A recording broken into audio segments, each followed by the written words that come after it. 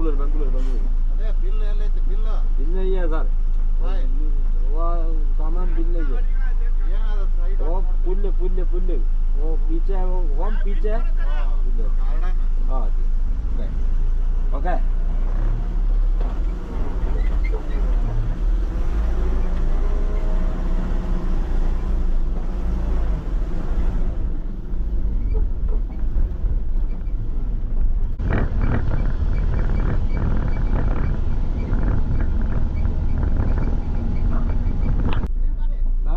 बेंगलूर रोडे मैटी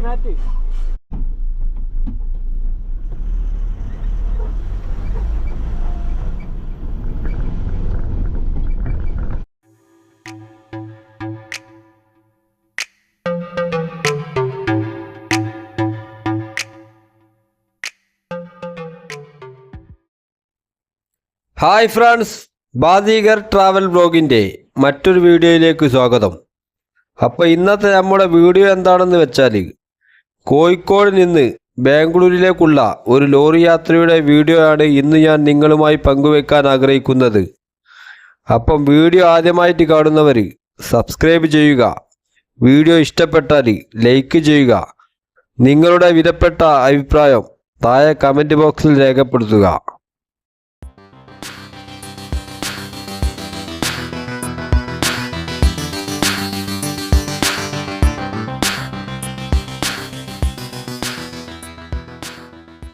കോഴിക്കോട് നിന്ന് കയറ്റിയ ലോഡ് നമുക്ക് ഇറക്കേണ്ടി എവിടെയാണെന്ന് വെച്ചാൽ ഗണപതി ഹള്ളി എന്ന് പറഞ്ഞ സ്ഥലത്താണ് ഇട്ട് ഇറക്കേണ്ടി.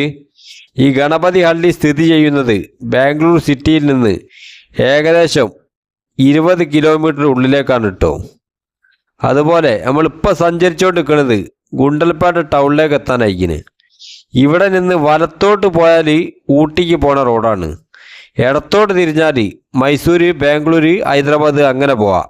അതുപോലെ ഓൾ കേരള പെർമിറ്റ് ഉള്ള ടാക്സി വാഹനങ്ങളും ഗുഡ്സ് വാഹനങ്ങളൊക്കെ പെർമിറ്റ് എടുക്കുന്ന സ്ഥലമാണ് കേട്ടോ ഈ അടുത്ത ഭാഗത്ത് കണ്ട്. ഇവിടാണ് ഗുണ്ടൽപേട്ട RT ഓഫീസ്. ഇവിടുന്നാണ് TP കെട്ടുക. TP എന്ന് പറഞ്ഞാൽ ടെമ്പററി പെർമിറ്റ്, കർണാടകൻ്റെ. ഓക്കെ, അതുപോലെ മൈസൂരേക്ക് എത്തുന്നതിന് മുന്നുള്ള ഫസ്റ്റ് ടോളാണ് കേട്ടത്.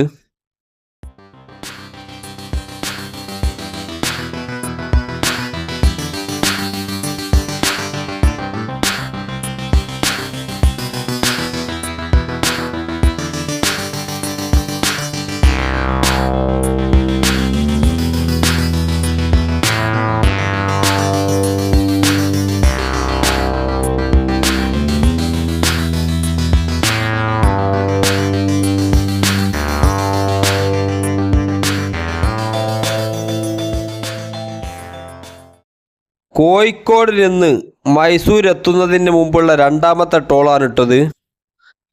അതുപോലെ കോഴിക്കോട് നിന്ന് നമ്മൾ ബാംഗ്ലൂരേക്ക് പോണ റൂട്ട് ഏതാണെന്ന് വെച്ചാൽ മുത്തങ്ങക്കാട് വഴി ഗുണ്ടൽപേട്ട കയറും. ഗുണ്ടൽപേട്ടന്ന് ഇടത്തോട്ട് തിരിഞ്ഞ് ബേഗൂര് കഴിഞ്ഞ് നഞ്ചങ്കോട് കഴിഞ്ഞ് മൈസൂർ ടൗൺ ടച്ച് ചെയ്യാതെ റിംഗ് റോഡ് വഴി കയറി മൈസൂർ ബാംഗ്ലൂർ ഹൈവേയിലേക്ക് കയറും. പിന്നെ ശ്രീരംഗപട്ടണം കഴിഞ്ഞ് മാണ്ഡ്യ കഴിഞ്ഞ് രാമനഗര കഴിഞ്ഞ് ബാംഗ്ലൂർ. ഈ റൂട്ടിൽ കൂടാണ് നമ്മൾ ബാംഗ്ലൂരേക്ക് പോകണം കേട്ടോ. അതുപോലെ വേറെ റൂട്ടുണ്ട്, പക്ഷെ ഏറ്റവും നല്ല സുഖമുള്ള റൂട്ട് ഞാൻ ഈ പറഞ്ഞ റൂട്ടാണ്. ഓക്കെ, പിന്നെ അതുപോലെ മൈസൂർ എത്തുന്നതിന് മുമ്പുള്ളൊരു സിഗ്നലാണ് കേട്ടോ ഇത്. ഇവിടുന്ന് ഇടത്തോട്ട് പോയി കഴിഞ്ഞാൽ മംഗലാപുരം, ഹാസൻ, മടിക്കേരി ആ സ്ഥലത്തേക്കൊക്കെ പോവാം. അതുപോലെ നേരെ പോയി കഴിഞ്ഞാൽ മൈസൂർ സിറ്റിയിലേക്ക് പോവാം. വലത്തോട്ട് തിരിഞ്ഞാൽ മൈസൂർ ബാംഗ്ലൂർ ഹൈവേ. ഓക്കെ,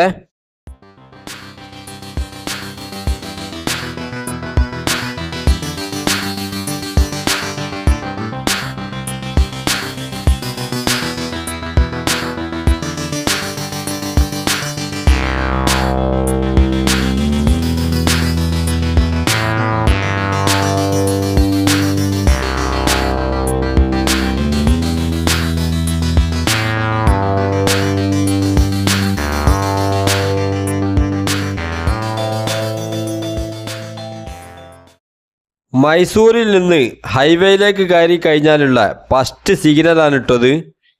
ഇവിടെ നിന്ന് ഇടത്തോട്ട് പോയി കഴിഞ്ഞാലും അതുപോലെ നേരെ പോയി കഴിഞ്ഞാലും മൈസൂർ സിറ്റീൻ്റെ ഉള്ളിലെ ഓരോ ഭാഗങ്ങളിലേക്കാണ് എത്തുക.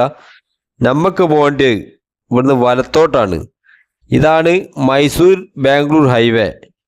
ഈ ഹൈവേ 10 ലൈനാണ് കേട്ടോ മൊത്തം. ഒരു സൈഡിൽ 3 ലൈന് ഹൈവേ റോഡും അതുപോലെ 2 ലൈന് സർവീസ് റോഡുമാണ്.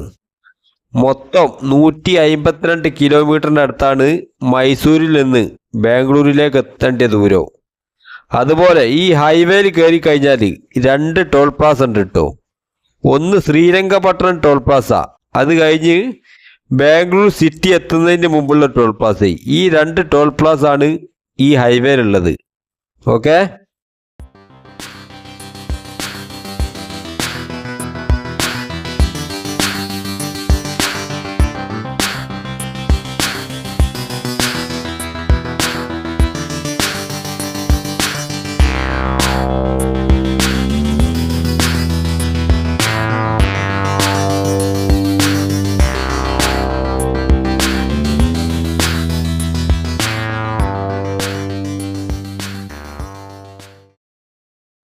രാത്രി കാലങ്ങളിലെ ഒരുപാട് ഫാമിലിക്ക് ദുരനുഭവം ഉണ്ടായ ഒരു സ്ഥലമാണ് കേട്ടോ ശ്രീരംഗപട്ടണം. കള്ളന്മാരൊരു ഏരിയ ആണ് ശ്രീരംഗപട്ടണം. അത് നിങ്ങൾ വാർത്തയിലും പേപ്പറിലൊക്കെ വായിച്ചിട്ടുണ്ടാകുമെന്ന് വിചാരിക്കുന്നത്. അതുപോലെ ഒരുപാട് ടൂറിസ്റ്റ് പ്ലേസുകളും സ്ഥിതി ചെയ്യുന്ന ഒരു സ്ഥലമാണ് കേട്ടോ ശ്രീരംഗപട്ടണം. അതിൽ എടുത്തു പറയേണ്ടി ടിപ്പു സുൽത്താൻ്റെ മക്ബറ, അതുപോലെ ഒരുപാട് ടൂറിസ്റ്റ് പ്ലേസുകളുള്ള സ്ഥലമാണ് ശ്രീരംഗപട്ടണം. ശ്രീരംഗപട്ടണത്തിൻ്റെ ഒരുവിധം ടൂറിസ്റ്റ് പ്ലേസുകളൊക്കെ നമ്മളെ ചാനലിൽ വൈകാതെ അപ്ലോഡ് ചെയ്യുന്നതായിരിക്കും. അതുപോലെ ഈ ഹൈവേ 3 തരം സ്പീഡാണ് കേട്ടോ ഈ ഹൈവേയിൽ നിശ്ചയിച്ചിരിക്കുന്നത്. അതിൽ ഫസ്റ്റ് ലൈന് 60 സ്പീഡ്, രണ്ടാമത്തെ ലൈന് 80 സ്പീഡ്, മൂന്നാമത്തെ ലൈന് 100 സ്പീഡ് എന്നിങ്ങനെയാണ് ഈ ഹൈവേൻ്റെ സ്പീഡ് കണക്കാക്കുന്നത്.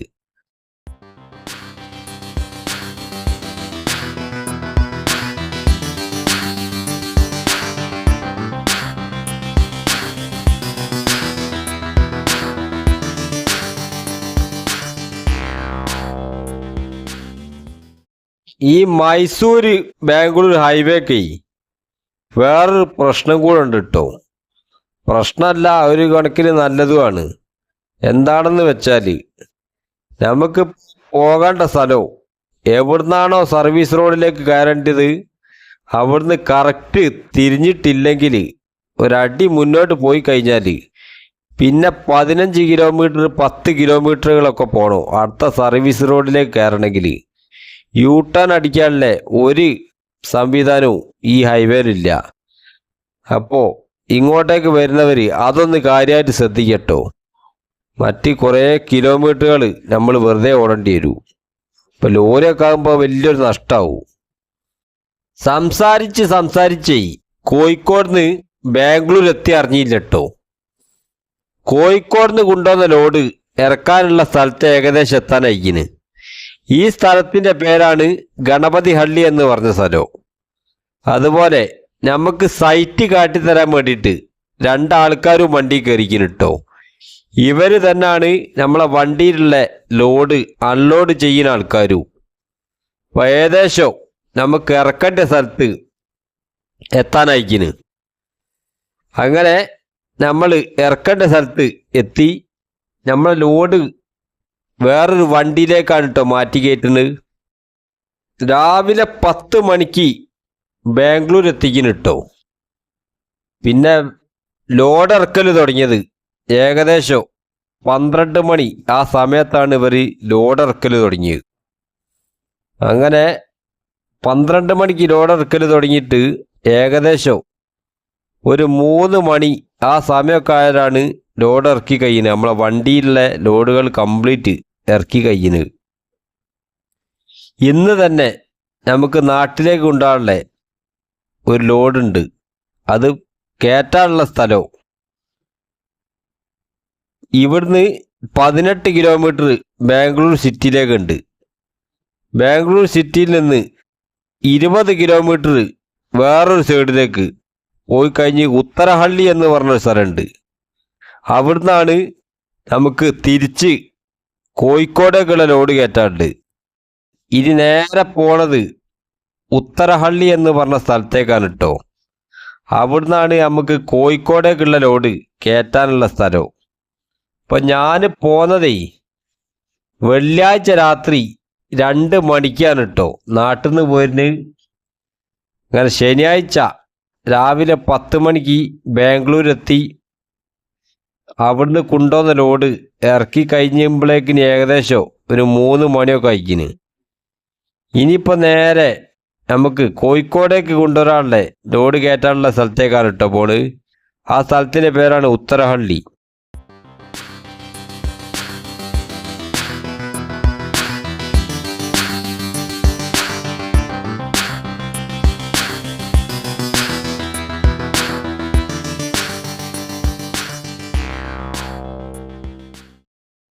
ബാംഗ്ലൂര് മെട്രോയുടെ അടിക്കുള്ളതാണ് കേട്ടോ ഇപ്പോൾ പോയിക്കൊണ്ടിരിക്കുന്നത്. ഇവിടുന്ന് യൂട്ടേൺ അടിച്ചിട്ട് വേണം നമുക്ക് ഉത്തരഹള്ളിയിലേക്ക് പോവാൻ. ഇപ്പോൾ കർണാടക സ്റ്റേറ്റിൽ ഒരുപാട് ഹള്ളികളുണ്ട് കേട്ടോ. ഈ ഹള്ളി എന്ന് പറഞ്ഞു കഴിഞ്ഞാൽ അതിൻ്റെ മലയാളത്തിലർത്ഥം ഗ്രാമം എന്നാണ് കേട്ടോ. ഉത്തര എന്ന് പറഞ്ഞു കഴിഞ്ഞാൽ വടക്കൻ എന്നാണ്. അപ്പോൾ ഉത്തരഹള്ളി എന്ന് പറഞ്ഞാൽ വടക്കൻ ഗ്രാമം എന്നാണ് കേട്ടോ മലയാളത്തിലർത്ഥം. ഏകദേശം ഇവിടുന്ന് 20 കിലോമീറ്റർ സഞ്ചരിച്ചാലാണ് ഉത്തരഹള്ളിയിലേക്ക് എത്തിപ്പെടാൻ കഴിയുക.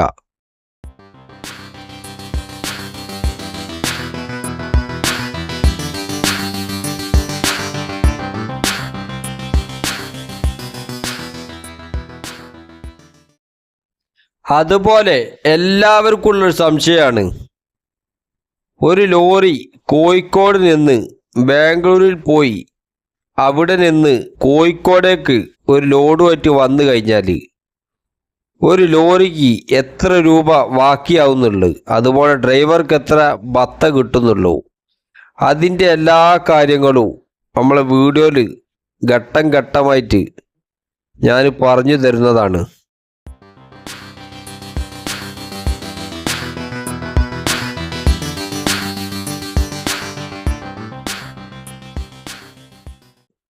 ഒരു ലോറി കോഴിക്കോട് നിന്ന് ബാംഗ്ലൂരിൽ പോയി അവിടുന്ന് ലോഡും കയറ്റി തിരിച്ച് കോഴിക്കോട് എത്തിക്കഴിഞ്ഞാൽ ലോറിക്ക് എത്ര ബാക്കിയാവും, അതുപോലെ ലോറി ഡ്രൈവർക്ക് എത്ര ബത്ത കിട്ടും എന്നുള്ളത്.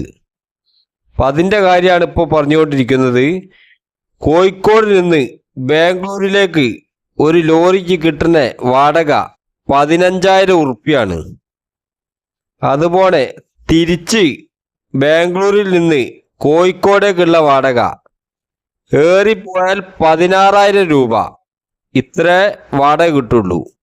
അപ്പോൾ 16,000 15,000 31,000 ഉറുപ്പ്യ അപ്പ് ആൻഡ് ഡൗൺ വാടക കിട്ടും. ലോറിക്ക് കിട്ടുന്ന 31,000 ഉറുപ്പ്യ. ഈ 31,000-ൽ 6,000 ഉറുപ്പ്യ ഡ്രൈവർ ബത്താണ് കിട്ടും. 6,000 ഉറുപ്പ്യ ഡ്രൈവർക്ക് കിട്ടും. ഈ 6,000-ൽ ഡ്രൈവറെ ചെലവ് കാര്യങ്ങളൊക്കെ ഈ പൈസ തന്നെ ചിലവാക്കണം.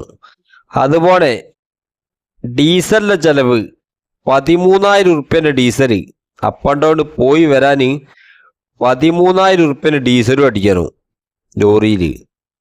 അപ്പം ബാക്കി ലോറിക്ക് ബാക്കിയാകുന്ന പൈസ, പിന്നെ അതുപോലെ ടോളിൻ്റെ പൈസ 1,000 ഉറുപ്പ്യൻ്റെ അടുത്ത് ടോളിൻ്റെ പൈസയും വരും. പിന്നെ ലോറിക്ക് ബാക്കിയാകണ് ഏറിപ്പോയാൽ ഒരു 11,000 ഉറുപ്പ്യ 10,000 ഉറുപ്പ്യ ഉണ്ടാവും. അപ്പോൾ തന്നെ ഡ്രൈവർക്ക് ബാക്കിയാകണ് 6,000 ഉറുപ്പ്യ. ഈ 6,000-ൽ ചിലവും കഴിയണം. അപ്പോൾ ഇതാണ് ഒരു ലോറി കോഴിക്കോട് നിന്ന് ബാംഗ്ലൂർ പോയി വന്നു കഴിഞ്ഞാലേ ലോറിൻ്റെ ബാക്കിയാകുന്ന പൈസ, അതുപോലെ ഡ്രൈവർക്ക് ബാക്കിയാകുന്ന പൈസ. ഓക്കെ,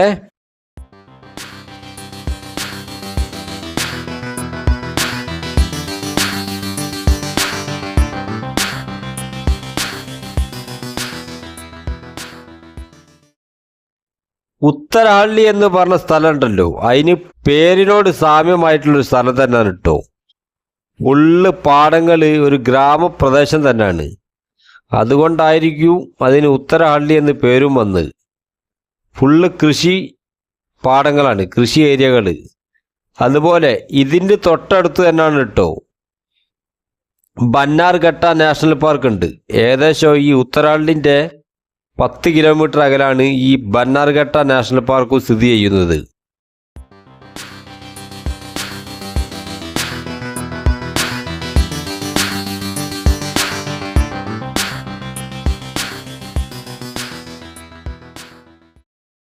ബാംഗ്ലൂർ സിറ്റിയിൽ നിന്ന് ഏകദേശം 20 കിലോമീറ്റർ സഞ്ചരിച്ച് നമ്മൾ ഉത്തരഹള്ളി എന്ന് പറഞ്ഞ സ്ഥലത്തെത്തിക്കുന്നു കേട്ടോ.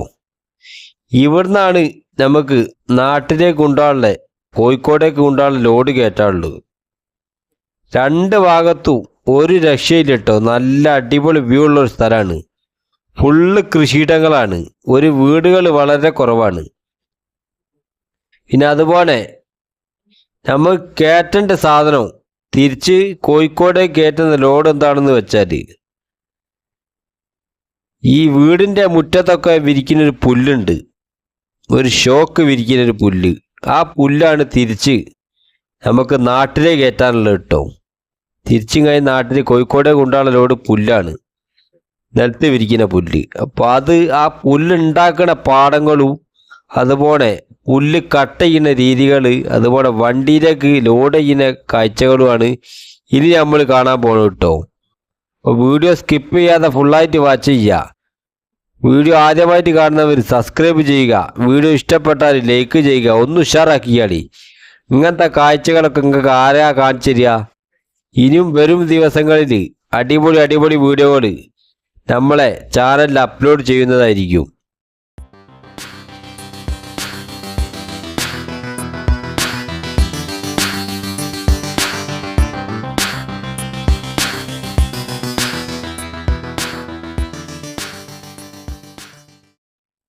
കർണാടകയിലെ നിലത്ത് വിരിക്കുന്ന പുല്ലുണ്ടാക്കുന്ന പാടാണ് ഇട്ടത്. ഒരു രക്ഷയില്ല, ഒരു 1.5 പാടം തന്നെയാണ്. ഏക്കർ കണക്കിന് സ്ഥലമുണ്ട് ഇവിടെ. അതുപോലെ ഈ കൃഷി ചെയ്യുന്നത് എങ്ങനെയാണെന്ന് വെച്ചാൽ, ഓരോ ഏരിയ എടുത്ത് പുല്ല് വെട്ടി തീരുന്നതിനനുസരിച്ച് അവിടെ അടുത്ത പുല്ല് വെച്ച് പിടിപ്പിക്കുക ചെയ്യുന്നത്. ഈ പുല്ല് എന്ന് പറഞ്ഞു കഴിഞ്ഞാൽ പെട്ടെന്ന് വളരുന്നൊരു സാധനമാണ് ഈ പുല്ല്. ഓരോ ഏരിയ കഴിയുന്നതനുസരിച്ച് അടുത്ത ഏരിയ ഫുള്ളാക്കി കൊണ്ടുവരിക. ഞാൻ വീഡിയോ എടുക്കുന്നത് കണ്ടപ്പോ ഒരു കന്നഡിയൻ ചോദിക്കുക എന്താ വീഡിയോ എടുക്കണതെന്ന്. അപ്പം ഞാൻ പറഞ്ഞു നമ്മളൊരു യൂട്യൂബ് ചാനലുണ്ട്, അതിൻ്റെ അകത്ത് ഇടാനാന്ന് പറഞ്ഞേരെ. ആ കന്നഡിയൻ ചോദിക്കുക യൂട്യൂബ് എന്ന് പറഞ്ഞാൽ എന്താ സാധനം എന്ന്. ഇനിയിപ്പോൾ ഗ്രാമപ്രദേശം ആയതുകൊണ്ടാണോന്നൊന്നും അറിയില്ല, ഇവിടെയുള്ള ആൾക്കാർക്ക് ഈ യൂട്യൂബ് എന്ന് പറഞ്ഞാൽ എന്താന്നുള്ള അറിയില്ല. പിന്നെ അതുപോലെ ഈ പുല്ല് വെട്ടുന്ന ഒരു മിഷനാണ് ഇട്ടത്. ഇതിങ്ങനെ ഒരാളിങ്ങനെ ഉന്തി കൊണ്ടുപോയി, അതിൻ്റെ അടിയിൽ നല്ല മൂർച്ചയുള്ളൊരു കത്തിയുണ്ട്. ആ കത്തി കൊണ്ടാണ് ഈ സാധനം ഇങ്ങനെ കട്ട് ചെയ്യുന്നത്. അത് മടക്കി വെക്കാൻ ഒരാൾ വേറെയുണ്ട്. ഒരു 10-40 പണിക്കാർ ഈ പാടത്ത് തന്നെ പണിയെടുക്കട്ട് കേട്ടോ. ഇത് ഭയങ്കര ഒരു പാടം തന്നെയാണ്. പിന്നെ നമ്മളെ വണ്ടിയിലേക്കുള്ള ലോഡേ ഇങ്ങനെ കയറ്റിക്കൊണ്ടിരിക്കുകയാണ്.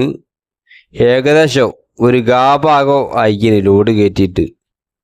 അപ്പോൾ ഇത് ഫുള്ള് കയറ്റി കഴിഞ്ഞപ്പോഴേക്കിന് ഏകദേശം ഒരു 9 മണിയൊക്കെ അയക്കിന് കേട്ടോ രാത്രി. ഇനി ഇവിടുന്ന് നേരെ ലോഡൊക്കെ കയറ്റി നേരെ ഒറ്റ വിടൽ നാട്ടിലേക്ക്. ബാക്കിയുള്ള വിശേഷങ്ങൾ നമുക്ക് വയ്യാതെ കാണാം. വല്ലാത്തൊരു പെടലാണ് മക്കളെ പെട്ട്. ഈറ്റാലൊരു ഇടങ്ങേറ് എൻ്റെ ജീവിതത്തിലുണ്ടായില്ല കേട്ടോ.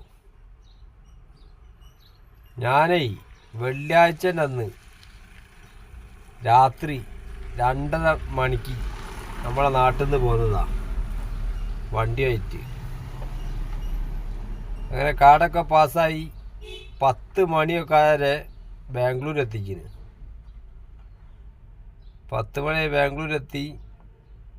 അവിടുന്ന് ഇങ്ങോട്ട് കൊണ്ടുവന്ന ലോഡ് ഇറക്കി കഴിയുമ്പോഴേക്കിന് ആ ഇതേമാതിരി തന്നെ ഒരു ഉള്ളേരിയ തന്നെ, ബാംഗ്ലൂരിൽ വേറൊരു സൈഡ്, ഇറക്കിയ വേറൊരു സൈഡും ഇപ്പോൾ കയറ്റാൻ വന്ന് വേറൊരു സൈഡുമാണ്. രണ്ടും രണ്ട് തർക്കലാ. അങ്ങനെ ഇറക്കി അവിടുന്ന് ഇങ്ങോട്ട് കൊണ്ടുവന്ന ലോഡ് ഇറക്കി കഴിയുമ്പോഴേക്കും ഒരു 3 മണിയൊക്കെ കഴിക്കുന്നു. പിന്നെ ഇവിടുന്ന് അങ്ങോട്ട് കൊണ്ടുപോകാനുള്ള ലോഡ് അന്ന് തന്നെ രാത്രി 9 മണിയൊക്കെ ആകുമ്പോഴേ കയറ്റി കഴിയുകയും ചെയ്തിരിക്കുന്നു. അങ്ങനെ അങ്ങോട്ട് കൊണ്ടുപോകാനുള്ള ലോഡ് കയറ്റാൻ വന്ന സ്ഥലം ഒരു പാടത്താണ്. ഇത് പുല്ലാണ് കയറ്റാൻ വന്നത്. നമ്മളെ നിലത്തൊക്കെ വലിയ വീടുകളൊക്കെ നിലത്ത് ഇങ്ങനെ വിരിക്കലുണ്ടല്ലോ പുല്ല്, ആ പുല്ല് കയറ്റാൻ വേണ്ടിയിട്ടാണ് വന്നത്. അങ്ങനെ ഒരു പാടത്തേക്ക് ഇറക്കി. ആ പാടത്തേക്ക് ഇറക്കണവരാ ചോദിച്ചിരിക്കണ മുപ്പരോട്, നമ്മൾ വഴി കാട്ടാൻ ഒരാൾ വരും, നമ്മൾ സൈറ്റ് കാട്ടിത്തരാൻ. അങ്ങനെ ഓനോട് ആ സൈറ്റ് കാട്ടിത്തരാൻ വന്ന ഓനോട് ഞാൻ ചോദിച്ചിട്ട് കയറിപ്പോരോ ഇറക്കണേരോ. അപ്പം മൂപ്പര് പറഞ്ഞു വണ്ടിയൊക്കെ ഇറങ്ങലുണ്ട്, കയറിപ്പോരൂ. അതുപോലെ തന്നെ ഒരു 12 വീല് ഒരു 10 വീലൊക്കെ അടുത്ത് ലോഡ് കയറ്റണമുണ്ട്. അപ്പോൾ ആക്കെ കണ്ടത് ഞാനും വിചാരിച്ചു ഇനിയിപ്പോൾ മൂപ്പര് പറയുകയും ചെയ്തു ഇനിയിപ്പോൾ കയറിയില്ലെങ്കിൽ നമുക്ക് JCB വെച്ച് വലിക്കാമെന്ന്. അങ്ങനെ നിങ്ങൾ പറയണ്ട, വണ്ടി താഴോട്ട് ഇറക്കി. താഴോട്ട് കാലിൽ തന്നെയാട്ട് ഇറക്കണേരോ ഒരു തിരിച്ചിലുണ്ടായിനി. എനിക്ക് അപ്പോഴേ ഒരു സംശയം ഉണ്ടായി, ഇത് ലോഡൊക്കെ കയറ്റി കഴിഞ്ഞാൽ വണ്ടി കയറി പോരാ ബുദ്ധിമുട്ടാണല്ലോ എന്ന്. പിന്നെ ഇറക്കി കുടുങ്ങി പോയി ചെയ്തിരിക്കുന്നു. അങ്ങനെ നിങ്ങൾ പറയണ്ട, ലോഡൊക്കാട്ട് കയറ്റി കഴിഞ്ഞ് താർപ്പായൊക്കെ ഒന്ന് കെട്ടി വണ്ടി ചാട്ടാക്കിയാൽ വണ്ടി ഒരനങ്ങണില്ല. വണ്ടി നിന്നിടത്താണ് നിൽക്കുക. ഫസ്റ്റ് ഒരൊറ്റ വട്ടം ഒന്ന് തിരിപ്പിച്ച് നോക്കി, തിരിപ്പിക്കല്ല നമ്മളൊന്ന് എടുത്തു നോക്കി,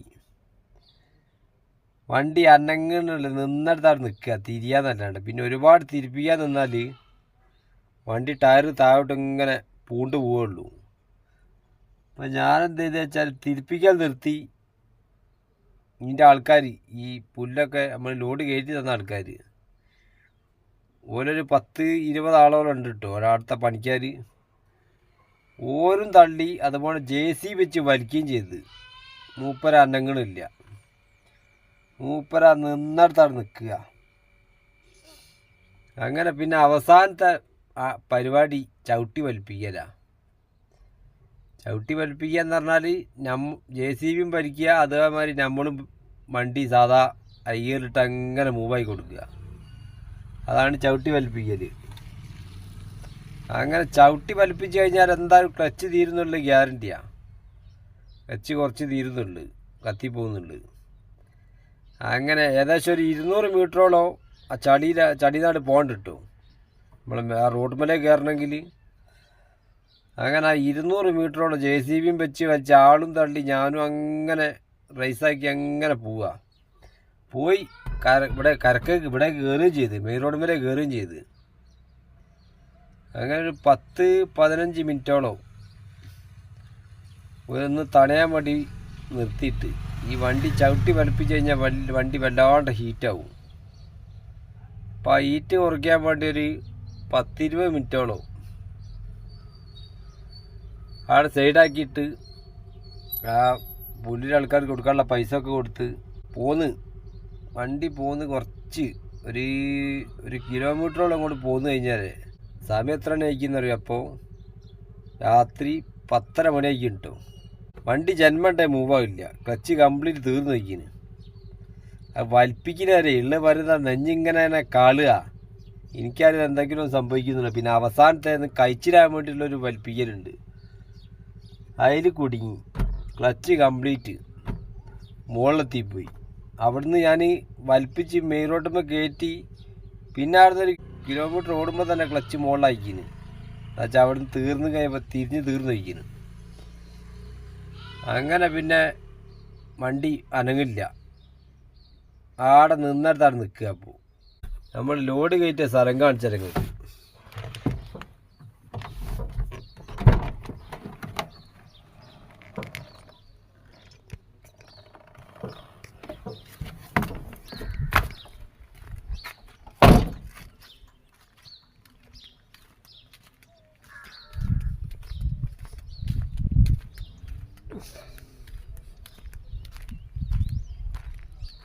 ലോഡ് കയറ്റിയ സ്ഥലതാ ആ ഭാഗത്ത് നിങ്ങൾക്ക് കാറുണ്ടോയെന്നുള്ള അറിയില്ല കേട്ടോ.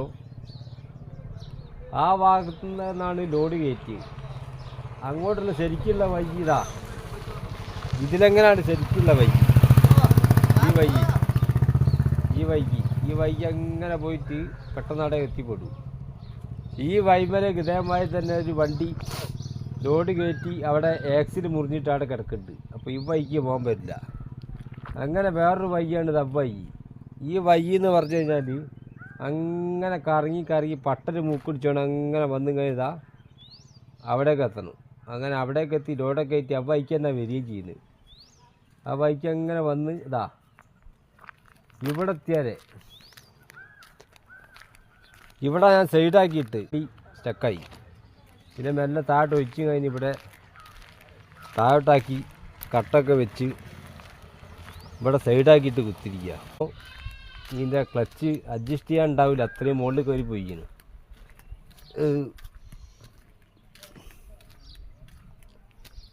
വർഷാപ്പരം വന്നിട്ട് ക്ലച്ച് പോയതാണ് മാറ്റണം. അത് മാറ്റിയിട്ടേ അപ്പം നാട്ടിൽ പോകാൻ പറ്റുള്ളൂ.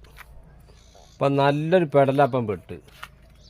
അപ്പം അതാണിട്ട മക്കളെ ലോറിക്കാരവസ്ഥ. ഇപ്പം ലോറിക്കാരേ അന്യ നാട്ടിൽ നിന്നൊക്കെ ഓരോ ഭക്ഷണമൊക്കെ കൊണ്ടുവന്നല്ല, ഭക്ഷണത്തിലുള്ള സാധനങ്ങളൊക്കെ കൊണ്ടുവന്ന് നാട്ടിലെത്തുന്നേരം ഓരോരുത്തർ കളിക്കുന്ന കളി, സൈഡ് കൊടുക്കുക, തെറി പറയുക, ഇതൊക്കെ അനുഭവിച്ചാലേ മനസ്സിലാവുള്ളൂ. നമ്മളിപ്പോൾ അതിനകത്ത് പോന്നിട്ടൊന്നുമില്ല. നമ്മളെ നാട്ടിൽ നിന്ന് കോഴിക്കോട് നിന്ന് ഏകദേശം 350-400 കിലോമീറ്ററാണ്. അപ്പം മൊത്തം കയറ്റാൻ വന്ന സ്ഥലം കൂടെ ആകുമ്പോൾ 400 കിലോമീറ്ററേ ഉണ്ടാവുള്ളൂ, ഓടി ഉണ്ടാവുള്ളൂ. ഈ 400 കിലോമീറ്റർ ഓടി ഇവിടെയൊക്കെ വന്ന് രാവും ഉറക്കൊഴിഞ്ഞ് ചോറും ഇല്ല, ചായയില്ല, ഒന്നുമില്ല. അങ്ങനെ ഒക്കെ ചെയ്ത് ഇവിടെ വന്ന് ഇപ്പോൾ ഇവിടെ എത്തിയപ്പോഴേക്കിന് നമുക്ക് മടുത്ത് നോക്കിയുള്ളത് വരുന്ന മടുത്തല്ല, ചടപ്പ് കുടിയും പോയി. അപ്പോൾ ഇതാണ് ലോറിക്കാരവസ്ഥ, മനസ്സിലായില്ലേ? ഇപ്പോൾ ഇതൊക്കെ ഇങ്ങനെയൊക്കെ ചെയ്തും കഴിഞ്ഞ് ലോറിയും കൊണ്ട് പല സ്ഥലത്തുനിന്നും ലോഡൊക്കെ ആയിട്ട് വന്നും കഴിഞ്ഞ് നമ്മളെ നാട്ടിലെത്തുന്നേരോ ചില ഹംക്കളുണ്ട്, മറ്റേ തന്തക്ക് വിളിക്കുക, തള്ളക്ക് വിളിക്കുക, ഇങ്ങനത്തെ ഒക്കെ ഓരോ ഏർപ്പാടുകൾ. അപ്പോൾ ഇതൊക്കെ അറിയണമെങ്കിലേ ഒരു ലോറിയായിട്ട് ഒന്ന് ബാംഗ്ലൂരോ ഹൈദരാബാദോ എവിടെയെങ്കിലുമൊക്കെ പോയി ലോഡൊക്കെ കയറ്റി ഉറക്കൊഴിഞ്ഞ് ഭക്ഷണം ഇല്ലാണ്ട് സ്വന്തം നാട്ടിലേക്ക് എത്താനേ ചെറിയൊരു പൂതിൻ്റെ. ഇന്നലെ തന്നെ കേട്ടിനല്ലോ ഞാൻ, ശനിയാഴ്ച തന്നെ ലോഡ് ഇറക്കണത്. ഇറക്കി കഴിഞ്ഞ് അന്ന് തന്നെ ലോഡ് കെട്ടിക്കിട്ടു. അതുകൊണ്ടൊരു സമാധാനം, അന്ന് തന്നെ നാട്ടിലെ വിടല്ലോ എന്നുള്ള കണ്ടീഷനിൽ നല്ല സന്തോഷത്തിലേനി. ഇപ്പം എന്താ ചെയ്യുക, നമ്മളെ വിധി ഇപ്പോൾ ഇതാണ്. ഇപ്പം എത്ര കാലിട്ട മക്കളെ ലോറിക്കാരവസ്ഥ ഇപ്പം കണ്ടറിഞ്ഞ് കൈകാര്യം ചെയ്തോളൂ. വേണ്ടി ലോറിക്കാർക്കാണ് മുൻഗണന കൊടുക്കേണ്ടി നിങ്ങൾ, അല്ലാണ്ട് വേറെ ആൾക്കാർക്കല്ല. ഓൾക്കാണ് നിങ്ങൾ പൂമാലിട്ട് കൊടുക്കേണ്ടി. നിങ്ങൾക്ക് തിന്നാനുള്ള സാധനങ്ങൾ, അതുപോലെ കുടിക്കാനുള്ള സാധനങ്ങൾ എല്ലാം കൊണ്ടുവരുന്ന ലോറിക്കാരാ, മനസ്സിലായില്ലേ? ഓക്കെ, അപ്പോൾ ഇത്രേ ഉള്ളൂ കേട്ടോ മക്കളെ. കർണാടകയിലേ ഓരോരുത്തരെ ജീവിതമാർഗ്ഗം ഇതൊക്കെ. ഇത് കംപ്ലീറ്റ് ചെമ്മരിയാടാ. പിന്നെ അതുപോലെ തന്നെ സാധാ ആടുകളും ഉണ്ട്, അല്ലേ? ഓരോ വീടുകൾ കണ്ടിട്ട് ഞങ്ങൾ, ചെറിയ ചെറിയ വീടുകൾ. ഈ ഏരിയയിൽ അത്യാവശ്യം പൈസക്കാരൻ എനിക്ക് കൊണ്ടത് അപ്പുറക്കാരനാണ്. അതിപ്പോൾ അത്യാവശ്യം ഒരു കോരുള്ളൊരു പോരാ, കണ്ടില്ലേ? ഇവിടുത്തെ പീടിയാണ് ഇട്ടത്. പിന്നെ അതുപോലെ തന്നെ ഇവിടുത്തെ നമ്മളെ ഒരു കർണാടക സർക്കാരിൻ്റെ ഒരു ജലവൈദ്യുത പദ്ധതി ഇട്ടത്. നമ്മളെ നാട്ടിലൊക്കെ കോർപ്പറേഷൻ വെള്ളം, പഞ്ചായത്ത് വെള്ളം എന്നൊക്കെ പറയില്ലേ, അതേമാതിരി എല്ലാവരുടെ പോരൻ്റെ മുമ്പിലുണ്ട് ഇങ്ങനത്തെ സാധനം.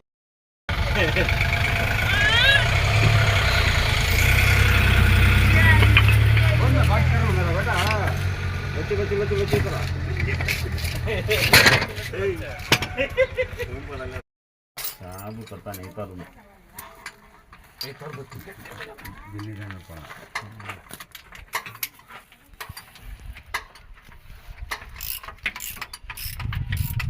मग ही छोटी गाडी होतो लेबर बनलेली आहे छोटा गिअरबॉक्स टाका हां हे नाही का होय मशीन तशा असतो